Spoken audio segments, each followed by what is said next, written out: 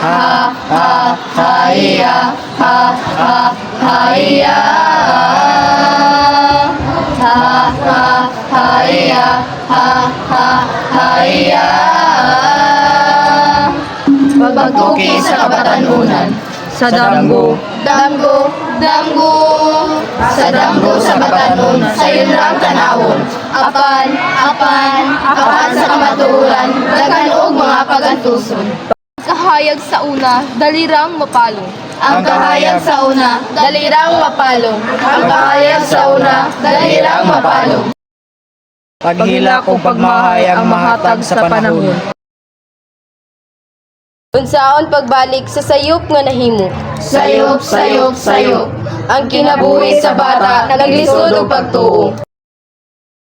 Ang gugma nga sayo nagdala og kasakit. Kasakit, kasakit. Dili tanang damgo, himsog ug matinaw nga bitbit. Sa pagtulunan nga gihatag sa kamatayon. Kamatayon.